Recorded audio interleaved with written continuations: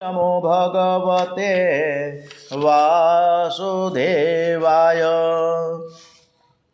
श्री भागवत भगवान जी महाराज की जय। ओम श्री द्वारिकाधीश की जय। कृष्ण कन्हैया लाल की जय। श्री डोंगरे जी महाराज की जय।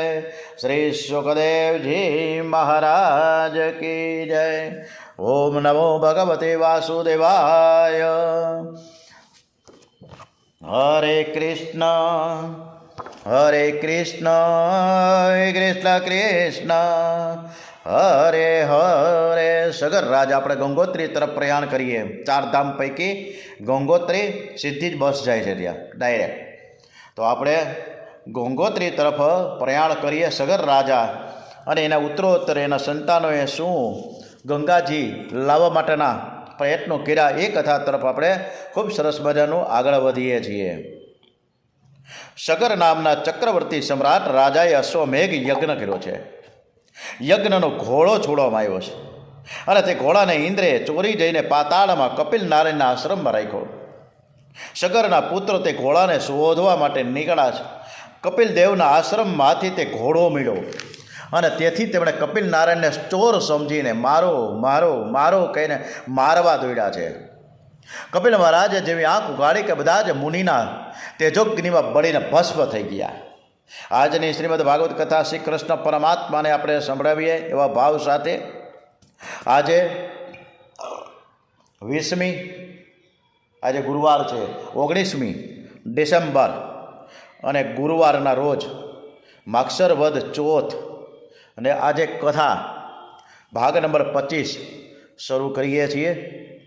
કપિલ નારાયણ મહારાજ કપિલ મહારાજ ક્રોધાગ્નિથી આ બધા જ સગરના પુત્રો 60,000 બળીને ભસ્મ થઈ ગયા।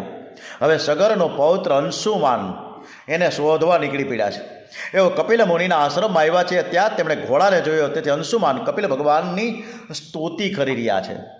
કપિલ ભગવાન અંશુમાનને કહે છે કે તમારા પિત્રો બળીને ભસ્મ થઈ ગયા છે, તમારા પિતામહનો આ દાદાનો ઘોડો છે તો તમે લઈ જાઓ। અંશુમાન કહે કે હે મહામુનિ, મારા કાકાઓ બળીને ભસ્મ થઈ ગયા છે, એનો ઉદ્ધાર કેવી રીતે કરવો એ કૃપા કરીને તમે મને બતાવો। કપિલ મુનિ કહે છે કે હે વત્સ, ગંગાજી પધારે તો ગંગાજળથી તેનો ઉદ્ધાર થઈ શકે। અને પછી તો અંશુમાન તે ઘોડાને લઈને દાદાના યજ્ઞમાં આવ્યો। યજ્ઞ પરિપૂર્ણ કરવામાં આવ્યો છે। અંશુમાને ગંગાજી પધારવા માટે ઘણા વર્ષો સુધી તપ કર્યું છે, પરંતુ તેઓ ગંગાજીને પૃથ્વી ઉપર ન લાવી શક્યા। અંશુમાનનો પુત્ર દિલીપ એણે પણ ઘણી બધી તપશ્ચર્યાઓ કરી છે, પરંતુ તે પણ ગંગાજી લાવવામાં નિષ્ફળ થયો। 3 પેઢીનું પુણ્ય ભેગું થયું અને ત્યારે ગંગાજી પ્રગટ થયા છે। અને ભગીરથ રાજા જે દિલીપના પુત્રએ અતિશય કઠિન તપશ્ચર્યા આદરી છે અને ત્યારે ગંગાજી પ્રગટ થયા। ગંગાજી ભગીરથને કહે છે કે હું તારા ઉપર પ્રસન્ન છું, પરંતુ મારો વેગ એવડો મોટો છે કે આ ધરતી સહન નહીં કરી શકે અને આ ધરતી રસાતળમાં ડૂબી જશે, કોઈ ઝીલે ને તો હું આવું। એટલે તેમણે ભગવાન શંકર આશુતોષને પ્રસન્ન કરવા માટે તપ શરૂ કર્યું છે। છેવટે ભગવાન શંકર પ્રસન્ન થયા છે। ઓમ નમઃ શિવાય, ઓમ નમઃ શિવાય, ઓમ નમઃ શિવાય, ઓમ નમઃ શિવાય। હરિ ઓમ તત્સત નમઃ શિવાય, હરિ ઓમ તત્સત નમઃ શિવાય, નમઃ શિવાય, ઓમ નમઃ શિવાય, હરિ ઓમ તત્સત નમઃ શિવાય। જપ તપ ચાલુ થયા। શંકર ભગવાન મહાદેવ દેવાધિદેવ મહાદેવ પ્રસન્ન થયા છે અને તેઓ ગંગાનો વેગ ઝીલવા તૈયાર તો થયા। ગંગોત્રીમાં ભગવાન શંકર કેડમાં હાથ દઈને ઉભા છે। ગંગોત્રી અતિ દિવ્ય પવિત્ર ભૂમિ છે। આકાશમાંથી શ્રી ગંગાજી પધારે છે। શિવજી પોતાની જટા ઉપર ગંગાજીને ઝીલે છે। એને જટાઓની એવી ભૂલ ભલામણી કરી નાખી કે ગંગાજી એમની જટામાં ફરતા જ રહીએ, બહાર જ ન નીકળી શકે। ક્યાંય બહાર નીકળવાનો માર્ગ ગંગાજીને દેખાતો નથી। ત્યારે ગંગાજીએ થોડીક જગ્યા કરી છે જટામાંથી એક લટ બહાર કાઢી અને એમાં નીકળવાનો રસ્તો આપ્યો. અનેક દેશને પવિત્ર કરતા શ્રી ગંગાજી આ પાતાળમાં પધાર્યા છે. સગર રાજાના બાળકો જ્યાં ભસ્મ થયેલા એ ભસ્મની જ્યાં માટી થઈ તે માટીને ગંગાજીનો સ્પર્શ થતાં સગર રાજાને સદગતિ મળી છે. સગરના પુત્રોને મર્યા પછી ગંગાજળના સ્પર્શથી મુક્તિ મળી છે. તે જીવતા જે ગંગા સ્નાન કરે, ગંગાજીની પૂજા કરે, તેને મૃત્યુ પછી સદગતિ મળે. એમાં શું આશ્ચર્ય છે? સ્નાન સતકર્મ કરવા માટે છે. તમારાથી બીજું કંઈ ન થાય તો ઘરમાં સ્નાન કરો, ત્યારે ગંગાજીને મનથી વંદન કરો. હરિઓમ ગંગે ગંગે ગંગે એવું બોલો, એ તમને ગંગા સ્નાનનું ફળ મળે છે. બોલો હર હર ગંગે માત કી જય. એટલે આપણે જય ઘોષમાં પણ ગંગાજીનું સ્મરણ કરીને એમને પણ આભાર વિધિ વ્યક્ત કરીએ છીએ. હવે ભગીરથ મહારાજના વંશમાં શ્રુત, નાભ, સિંધુ, દીપ અને પછી અયુતાયુ થયા. આ જ વંશમાં ઋતુપર્ણ નામનો રાજા થયો છે. એનો પુત્ર સર્વકામનો સુદાસ અને તેનો પુત્ર કલ્પાસપાદ થયો છે. કલ્પાસપાદ રાજાના વંશમાં અશ્વક નામના રાજા થયો. અશ્વકનો મૂલક અને તેનો પુત્ર નારીકવચ નામનો રાજા થયો છે. આ વંશમાં દશરથ, એડવીજ અને વિશ્વસહ રાજાઓ થયા. વિશ્વસહ પછી તેનો પુત્ર ખંડવાંગ રાજા થયો છે. ખંડવાંગ રાજાને દેવો તરફથી જાણવા મળ્યું કે 48 મિનિટ પછી તેનું મરણ થવાનું છે. તેથી તેણે સર્વસંગ છોડી દઈને મનને ભગવાનમાં લીન કરી દીધું. આમ ખંડવાંગ આદિ નારાયણનું ધ્યાન કરતા કરતા કૃતાર્થ થયા છે. ખંડવાંગ પછી દીર્ઘબાહુ અને દીર્ઘબાહુને ત્યાં થયા રઘુ મહાજ્ઞાની ઉદાર છે. રઘુ રાજા એકવાર સર્વદક્ષિણ નામનો યજ્ઞ કરે છે. આ સર્વદક્ષિણ યજ્ઞમાં તેમણે પહેરેલું વસ્ત્ર છોડીને સર્વસ્વનું દાન આપે છે. તેથી રઘુ રાજાની કીર્તિ બહુ જ વધી ગઈ અને આથી સૂર્યવંશનું નામ બદલાઈ ગયું અને હવે રઘુવંશ નામ પડ્યું છે. રઘુવંશનો પુત્ર થયો અજ રાજાનું લગ્ન ઇન્દુમતી રાણી સાથે થયું. એમને ઘેર જે બાળક થયું એનું નામ છે દશરથ. ચક્રવર્તી સાર્વભૌમ રાજા શ્રી દશરથ અયોધ્યામાં રાજ કરી રહ્યા છે. હવે આ દશરથ રાજાના પૂર્વજન્મમાં એક બ્રાહ્મણ હતા. ગામની બહાર રણછોડરાયનું મંદિર, એઓ ભગવાનને રોજ 1000 તુલસી દળ અર્પણ કરે છે. આમ કરતાં કરતાં તેઓ વૃદ્ધ થયા. 85 વર્ષની ઉંમર થઈ. એકવાર આ બ્રાહ્મણને તાવ આવ્યો. ત્યારે તે તાવને કહે કે હું મારા ઠાકોરજીની સેવા કરી લઉં, પછી તું આવજે. આજે મારી સેવાનો ક્રમ તૂટવો ન છે, તું હમણાં થોડીક વાર ખમ. જેવો સંકલ્પ થયો એ જ શરણે તાવ ઉતરી ગયો. તેના નિયમ પ્રમાણે રણછોડરાયજીના મંદિરમાં તુલસી દસ અર્પણ કરવા આવ્યા કે ત્યાં કોઈને રડવાનો અવાજ સાંભળ્યો. એમણે જોયું તો કે પિશાચીની રહે છે અને પિશાચીની ત્યાં બેઠા બેઠા કહે કે મેં પૂર્વજન્મમાં બહુ દુરાચાર કર્યો છે. મેં મારા ધણીને ખૂબ જ ત્રાસ આપ્યો છે અને તેથી જો આ જન્મમાં પિશાચી યોનિમાં મારો જન્મ થયો છે. તમે મારો ઉદ્ધાર કરો. બ્રાહ્મણને પિશાચીની ઉપર ખૂબ જ દયા આવી. એમણે રોજના નિયમ પ્રમાણે વિષ્ણુ સહસ્ત્ર પાઠ કરીને તુલસી દળ અર્પણ કરવાની પ્રાર્થના કરી. હે પ્રભુ, આ પાપી જીવનો ઉદ્ધાર કરો, તેને હું મારું સર્વ પુણ્ય કૃષ્ણ અર્પણ કરું છું. પોતાનું સર્વસ્વ બીજાને અર્પણ કરવાથી પ્રભુ તેમના ઉપર પ્રસન્ન થયા છે. ભગવાન બ્રાહ્મણને કહે તું બીજા જન્મમાં દશરથ થઈશ અને આ પિશાચીની કૌશલ્યા થશે. હું તમારે ત્યાં પુત્ર રૂપે અવતરીશ. તે તારું સર્વ પુણ્ય એક જીવના ઉદ્ધાર માટે વાપરી નાખવું, તેથી તે અનંત ગણું તને મળશે. બ્રાહ્મણે ત્યાં જ શરીરનો ત્યાગ કર્યો અને બીજા જન્મમાં તે દશરથ થયા છે. દશરથ રાજાના 3 રાણીઓ કૌશલ્યા, સુમિત્રા અને કૈકેયી. એવો કૌશલ્યા તેમના ધર્મપત્ની, સુમિત્રા અને કૈકેયી એમના ભોગ પત્નીઓ છે.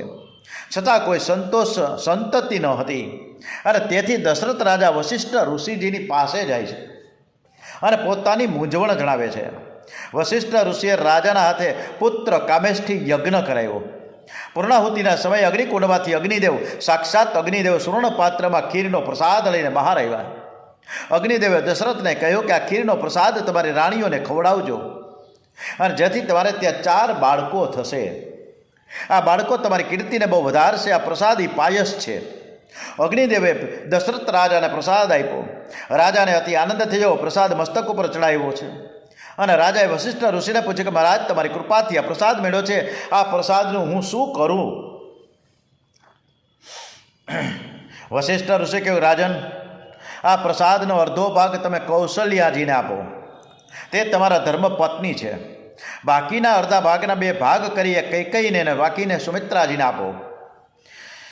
દશરથ રાજાએ વશિષ્ઠ ઋષિની આજ્ઞા મુજબ અડધો ભાગ કૌશલ્યાજીને અને બીજા 2 અડધા ભાગ કર્યા. બીજા જે વધ્યો 50%, એના પણ અડધા 2 ભાગ કર્યા, એટલે 25%. એક 25% ભાગ કૈકેયીજીને અને એક 25% ભાગ સુમિત્રાજીને આપ્યા છે. આ કૈકેયીને છેલ્લો પ્રસાદ મળ્યો, તેથી તેને ખોટું લાગ્યું અને ક્રોધ આવ્યો. કૈકેયીને અભિમાન હતું કે હું બહુ સુંદર છું ને હું રાજાજી મારા આધીન છે. જ્યાં અભિમાન છે ત્યાં ધીરે ધીરે ધીરે બધા જ દોષ ભેગા થઈ જાય છે. ત્યાં બધા જ દુર્ગુણ આવે છે, બધા જ અવગુણ આવે છે. સૌંદર્યનું અભિમાન, સંપત્તિનું અભિમાન, વિદ્યાનું અભિમાન, આ બધું જ પતન કરનાર છે. કઈ ક્રોધમાં આવીને ગમે તેમ બોલવા લાગી, તેથી દશરથ રાજાને અપમાન થયું છે.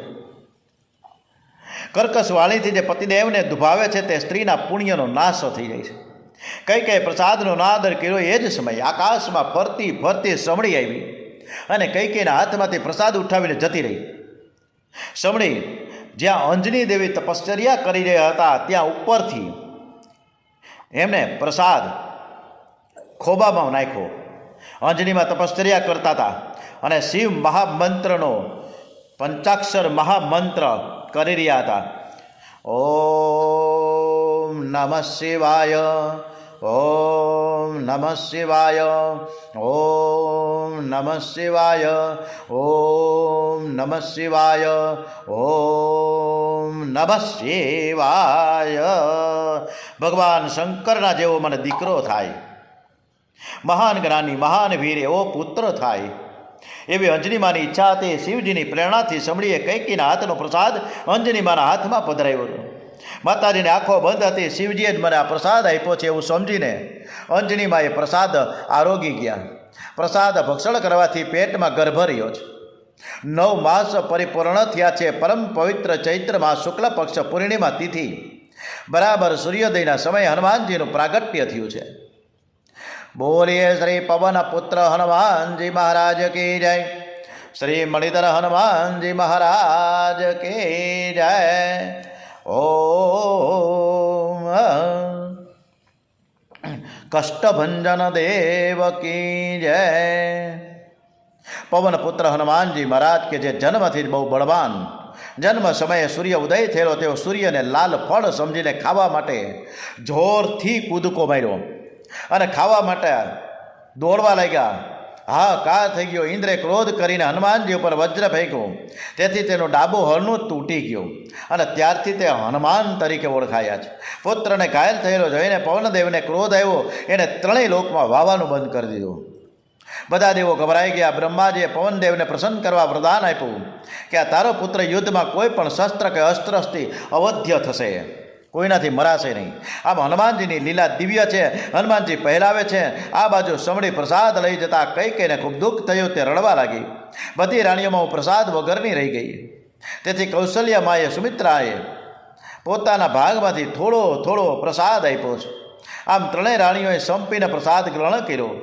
અયોધ્યા એટલે જ્યાં યુદ્ધ ન થાય તે. તમારા ઘરને પણ અયોધ્યા બનાવો. કલહ વિનાની કાયા એટલે કે અયોધ્યા, શરીર એ અયોધ્યા છે. તમારા શરીરને પણ અયોધ્યા બનાવજો. તે અને ત્યારે અયોધ્યા બને કે જો તે સરયુના ભક્તિના કિનારે રહે તો. અને આવી નગરીમાં રહેલો જીવાત્મા દશરથ જીતેન્દ્રિય બને છે. દશરથ એ જીવાત્મા છે. આ 10 ઇન્દ્રિયોને જીતી તે જીતેન્દ્રિય બને છે ને, તે દશરથ છે. વશિષ્ઠ ઋષિ રાજાને કહે કે સગર્ભા સ્ત્રીની ઈચ્છા પરિપૂર્ણ કરવી એ પતિનો ધર્મ છે અને તેથી રાણીઓને તમે રાજી કરો. તમે એવો જે માંગે કે તમે આપો. દશરથ રાજા સુમિત્રાજીને પૂછે છે કે મહારાણી તમારી શું ઈચ્છા છે?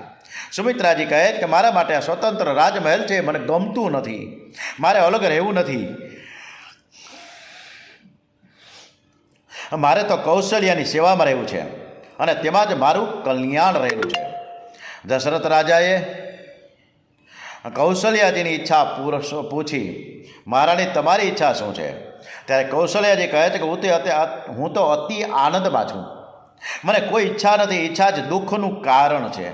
મને કોઈ સુખ ભોગવવું નથી. મારે તો એકલા જ ધ્યાન કરવું છે. વશિષ્ઠ ઋષિ તે સાંભળીને બોલ્યા, રાજન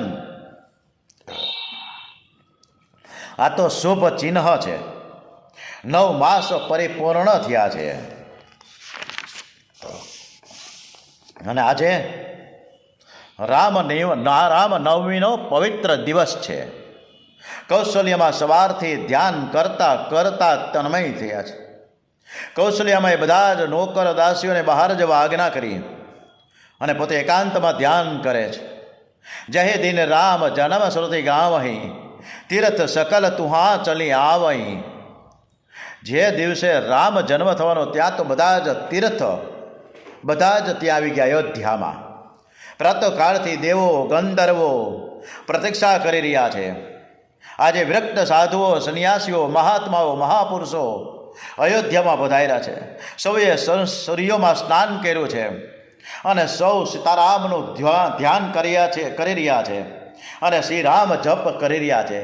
આપણે પણ આજે શ્રી રામ જપ કરીએ તો આવતીકાલે શ્રી રામનો જન્મ પ્રાગટ્ય થશે. તો આપણે સમૂહમાં ખૂબ સરસ મજાનું શ્રી રામ સ્તુતિ સાથે ધૂન ભજન કીર્તન કરીએ. શ્રી રામ જય રામ જય જય રામ શ્રી રામ જય રામ જય જય રામ મંગલ મૂર્તે મારુતિ નંદન સકલ મંગલ મૂલ નિકંદન શ્રી રામ જય રામ જય જય રામ શ્રી રામ જય રામ જય જય રામ શ્રી રામ જય રામ જય જય રામ શ્રી રામ જય રામ જય જય રામ. આવતીકાલે શ્રી રામચંદ્રજીનું પ્રાગટ્ય બધા જ ફૂલને ચોખા આવતીકાલે રાખશે અને આપણા રામચંદ્રજી ભગવાનના ફોટા સમક્ષ આપણે અર્પણ કરીશું. આવતીકાલે ખૂબ સરસ મજાની 8 ને 15 કથા ચાલુ થશે. ત્યાં સુધી આપણે વિરામ આપીએ. ભાગવત ભગવાનજી મહારાજ કી જય. શ્રી કૃષ્ણ કનૈયાલાલ કી જય. શ્રી રામચંદ્ર ભગવાન કી જય. ઓમ નમો ભગવતે વાસુદેવાય. ઓમ નમો ભગવતે વાસુદેવાય.